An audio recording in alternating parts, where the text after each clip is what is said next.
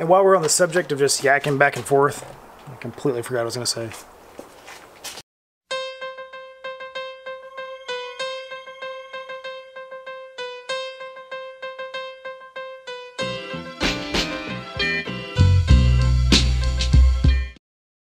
I know everywhere has its own kind of weather and crazy stuff, but Arkansas is always kind of special in that regard.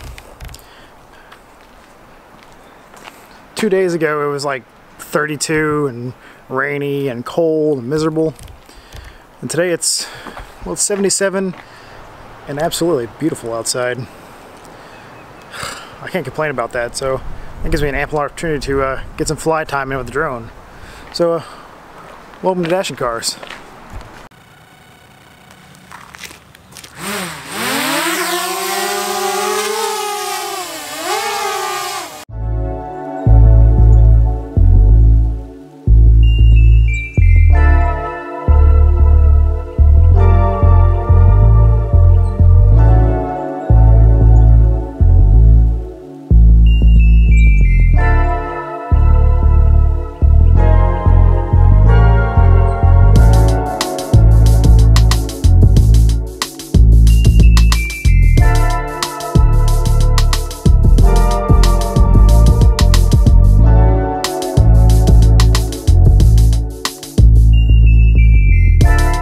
That drone's such a welcome part of the new fleet. Like, that thing is so amazing and so much fun to fly, and it's really stupid how simple it is to just take amazing footage with it, so I'm really glad to have it. So I kind of mentioned on some of my other stuff that this is what I got. This is the DJI Mavic Air, and it's fantastic. Little tiny drone that folds up the size of about the palm of your hand. It folds all the wings in and stuff like that. I'll be using that quite a bit lately when I go film. Unfortunately, at ARA and the big rally events, you can't fly it. And the same with SCCA. They're kind of archaic in their ways of you have to have an FAA license and all this stuff to fly a drone, but all the after shenanigans, we can totally fly a drone. So first off, I just want to say huge thanks to all those who went and watched my last video, the Disney video with the Wagon and all the Anarchy Off-Road group and the Baja Bug group, and just, it was just a fantastic outing. The video reached just about 500 views in the first 24 hours, and for my kind of channel and for my amount of subscribers, that is just fantastic. So huge thanks to all those who shared and all the continued support. And that just, it means the world to me that I have that kind of support base. And if you haven't got a chance to go watch that video, go ahead and go check it out. But I'm pretty sure most of you, if you're watching this, you've already seen that video. So I keep just going out of the garage and just looking at the Wagon, just kind of checking it over after the big rock crawling event last weekend. And I actually did find a couple neat little things. There's a new scratch right here that I didn't notice till just now. And also here on the snorkel you can see. And actually it translates all the way down to my first rock rash on my wheels. Check that out. That is gnarly. It's a real off-road rig if it has rock scratches on the snorkel. So I think when this actually happened is, if you see this clip here, if you watch when I'm coming up that ravine, I get really close to that rock, that big rock there kind of off to the right side. I'm pretty sure I scraped the crap out of it, because I mean I got real close to it, so that makes sense that I actually grabbed a hold of it a little bit. So that's pretty awesome. Besides that, I kind of looked at the, I pushed the Wagon back, so that's the initial coolant puddle, and that's the secondary coolant puddle. And if you open up the radiator cap, you still see, well, it's kind of hard to see with the,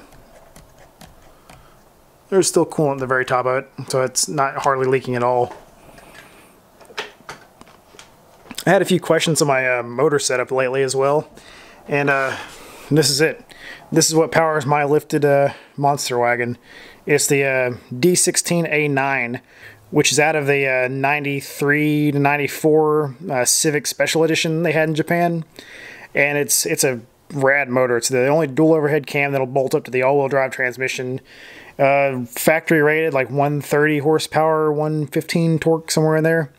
But talking to a good friend of mine at Bad Guys Worldwide, Cole actually has a little secret for me that I may be buying from him. He has a complete CNC'd head and individual throttle bodies. So if I end up going that route, I'll build a box for that to route to my snorkel, and then I'll have ITBs in this, and I think that will just be insane. I literally can't imagine how rad this thing would be with ITBs and a really built head. As some of you may have noticed, one of my favorite things about the Wagon is the four-wheel drive mud flaps that actually came factory on there. Well, if you knew this wagon before this last HRG lift, before I put this last 6-inch lift on there, I actually had to take those mud flaps off, and that kind of made me real sad. So what I ended up doing is, now that I have the new lift, I got plenty of room, so I just riveted that on, and I actually got a bolt there that goes in the inner fender well, so they actually work well. There's kind of an ugly gap here if you look at the bottom side, but I may build something to fill that in. I don't know yet. But the wagon has been doing fantastic. I'm so happy it did so well out there with the new rebuilt viscous coupler and just everything that comes with that. Did fantastic. You can just see, oh, I'm so happy with it. There's of course some things I want to go through and finish up, like the rock sliders and all that good stuff. But it's just, what a machine this has been. It's still just crazy to me to think that something that I built so crazily has been so good and has done exactly what I wanted it to do. I couldn't be happier. Like this, the Civic turned out fantastic. But this is gonna be a short video today. Like I said in my last video, I really hadn't had a chance to talk a lot, and there are some things I need to get off my chest and kind of talk to you guys about, kind of some important stuff. So this is gonna get kind of talky. So what I'm gonna do, a little bit of B-roll while I'm talking, some old videos just in the background. So I think that'll be a new way to do some videos, is instead of just me talking to the camera, you seeing my ugly mug, enjoy some footage. So let's start the footage.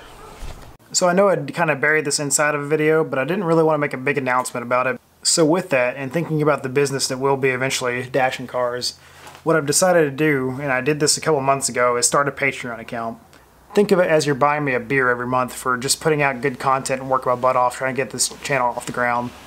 My biggest fan, one of my best friends, Nate, has been a member of my Patreon since the beginning. What I do on Patreon is I early screen videos, and I'll send early content and pictures about what I'm doing at the current time and kind of keep him up to date with what's going on, because that means a lot to me, that he wants to go through and he actually wants to be a supporter of the channel. If you want to support me, you like what I do, put out $3, put out $5, whatever. If that's something you're into, if that's something you want to help support me by, thank you. And I will personally reach out, and like I said, if you go to my Patreon, you'll see that I send stickers, notes, and all that stuff to my patrons. And of course I've sent Nate so much stuff that Customs thinks we have something going on. But anyway, back to the normal video. Well, if there's one good thing to come out of a radiator that has a crack in it and is actually leaking, is I've had this laying around for some time now. And what this is, it's a VW Rabbit radiator that came out, I think, from the late 80s. I think it's like an 89 or something like that. I'll put up a link for it. But the way it works is, you see it's got the two ports on one side, so you can flip it to either side. It's got your little port over here for overflow. And the way it actually fits is it's the right dimensions to fit completely under this support right here. So instead of having the radiator here, it actually moves the radiator here, and is a thicker, cleaner flow, actually has more fluid to it, and frees me up some room here. The problem with that is I'm going to lose my AC condenser, which I have an idea for that if I want to run AC in the future. But with this being cracked, I think I have just about everything to go ahead and start this install, but I want to go ahead and get some new lines for it as well. What thermostat is that? I'm not sure what thermostat that is. Maybe I ordered a thermostat, I don't remember. Oh, I think I ordered the wrong one time. Maybe that's what it is. I don't know, I got so much crap around here. Anyway, this inline filler neck that actually goes inside your radiator hose, and you put it at the highest point so you can actually fill it from here into that tank, because that tank actually doesn't have any top or bottom filler neck. Oh yeah, I remember what I was going to say. So, my race schedule. I finally got the Dirtfish Tour has been announced, so I know where I'm going to go this year. So if you live in Utah, Ohio, or Missouri, that's where the 3 national tours are this year for Rallycross, aside from Iowa, which will be the nationals for Rallycross. So me and the Fiesta will be taking these Max Sport and Method wheels to, I think it goes Utah, Missouri, and Ohio in that order. So Utah will be a big trip. I'm taking the Wagon and the Fiesta if I can handle it. I think we can get a gooseneck trailer and haul it out there, but I think it'll be May. It'll be mid-May. And there's actually a Moab trip that's going to be an off-road group. I'm taking the Wagon to it. So the Wagon's going to Moab. Oh, that's going to be awesome. Oh, I can't wait for that. That's going to be so sick because I've always wanted to go to Moab with something, and now I'm taking my Wagon. So since I really hadn't got a chance to talk about this in my my channel, I know a certain somebody would be excited to hear about this. Mitch, this one's for you if you're watching. So I picked up a sponsor over the winter break, and they have an awesome product, and I am super excited to. Oh, there's stickers in here. I didn't realize they put stickers in here. Anyway, MeLeDesignfirm. So what they do is they build these lightweight battery boxes that fits the Odyssey battery. I think I got the 680 Odyssey battery, but it fits into the Fiesta. It's fantastic. It's got their logo on top of it. You can kind of see there in the light. Can't wait to put that in there. That is going to be so sick. And they were sponsoring me for their 2019 season, and I cannot wait to see those guys and meet those guys. The cool part about stuff like that is when I met Mitch, when I started talking to Mitch, actually, he wanted to talk to me about the product and wanted to talk to me about the Fiesta and just life in general. Mitch and I had a 2-hour conversation on the phone for our first conversation, and it was fantastic. That dude is legit. He's such a good guy, and he's got such a cool product, and that's what we need in the rally world anymore, is real rally people building real rally stuff. These are in stage cars and ARA. These are everywhere, and it's a killer product, and they make them for everything, every kind of Subaru, the Fiesta. I want to say all the Focus and Focus RS page in my description. So MeLeDesignfirm, go follow it on Facebook, go follow them on Instagram, go buy a freaking battery box, get in the game. This is going to be like 16 pounds, I believe they said, off the front end of the Fiesta, which that's a killer weight savings for the price. For the amount this battery box cost and the battery itself, and you're taking 16 pounds of weight off the front of the car, it's going to be killer. It's going to be an awesome year for this thing. So go check those guys out. And Mitch, thank you, man. You're awesome. You rock. Well, that's it for today. I just want to kind of get some things updated. Not really a whole lot of work done today. So we got a big weekend next weekend, going to 100-acre woods for the rally. It's in southern Missouri. I'm signing out, guys. I'll catch you guys later. I hope you like the intro. Peace, guys.